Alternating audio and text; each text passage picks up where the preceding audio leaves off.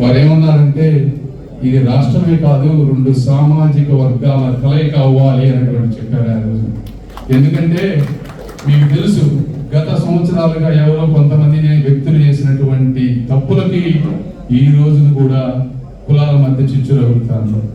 ఇది ఒక గొప్ప సమయం. ఈ సమయంలో అందరూ కలవాల్సిన పరిస్థితి రాష్ట్ర భవిష్యత్తు గురించి. మరి నేనెందుకు రాజకీయాల్లోకి వచ్చాను అంటే, మీకు తెలుసు, నేను ఇక్కడే పుట్టి పెరిగిన వాడిని, ఫ్రీగా మెడిసిన్ చదువుకున్నాను, అత్యద్భుతమైనటువంటి పొజిషన్కి నేను ఈరోజు వెళ్ళగలిగాను. వెళ్ళినప్పుడు ఏదో విధంగా మన జన్మభూమి రుణం తీర్చుకోవటం అనేది ప్రతి మనిషికి కర్తవ్యం. ఇది ఇప్పుడు ఉన్నటువంటి రాష్ట్రంలో ఉన్నటువంటి పరిస్థితులను చూసి తట్టుకోలేక నేను ఈరోజు వచ్చాను. మీరు చూస్తున్నారు జయదేవ్ గారికి ఎంత అన్యాయం జరిగిందో అనేది.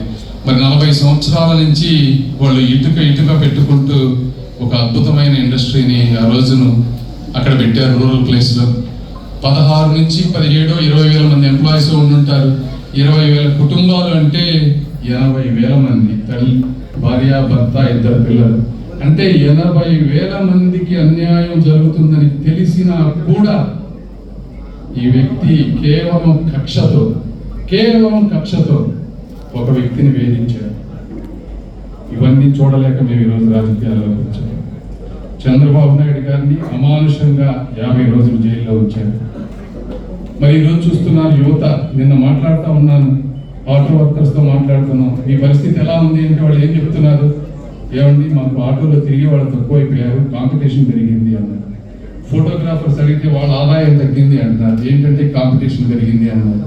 మరి ఎందుకు ఇంత కాంపిటీషన్ పెరిగింది అని అంటే, ఇంజనీరింగ్ చదివిన విద్యార్థులు ఉద్యోగాలు లేక ఆటోలు నడుపుకుంటున్నారు, ఫోటోలు తీసుకుంటున్నారు అని చెప్తా ఉన్నారు. ఇది చాలా బాధాకరమైంది. తల్లిదండ్రులు లక్షల రూపాయలు ఈ రోజున ఖర్చు పెట్టి చదివిస్తే పరిస్థితి ఇది. ఇలాంటి పరిస్థితుల్లో మేమన్నీ వదులుకొని రేపు కనుక ఈ రాష్ట్రంలో అనుకోని జరిగితే ఈ రాష్ట్రాన్ని బాగు చేయటం ఆ దేవుడి వల్ల కూడా కాదు. కాబట్టి ఇక్కడ ఎంతో మంది ఆశావాదులు ఉన్నారు టికెట్ వచ్చింది అని. ఎందుకంటే తెలుగుదేశం గెలవబోతుంది అనేటువంటి తెలిసిన విధానం కాబట్టి. అయితే ఒక్కరికి టికెట్ ఇవ్వగలరు ఎవరైనా. ఒకరికి ఇస్తే మిగిలిన అందరూ కూడా అసంతృప్తి అయ్యేటువంటి అవకాశం. ఇది చాలా బాధాకరం. ఎందుకంటే ప్రతి ఒక్కళ్ళు కష్టపడతారు, ఎంతో ఖర్చు పెట్టుకుంటారు, కాకపోతే చూసుకుంటారు.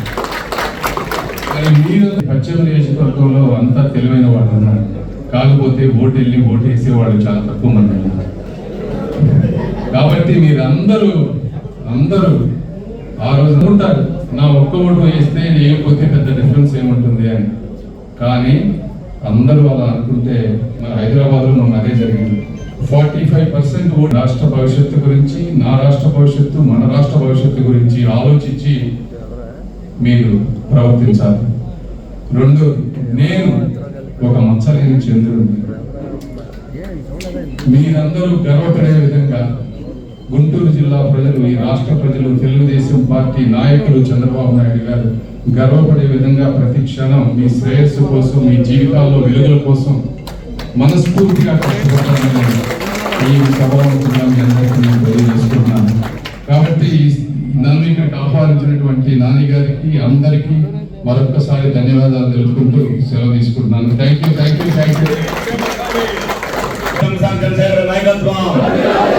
శ్రావణ్ కుమార్ గారి నాయకత్వం, శ్రావణ్ కుమార్ గారి నాయకత్వం, చంద్రబాబు గారి నాయకత్వం. జోహార్ ఇండియా, తెలుగుదేశం పార్టీ.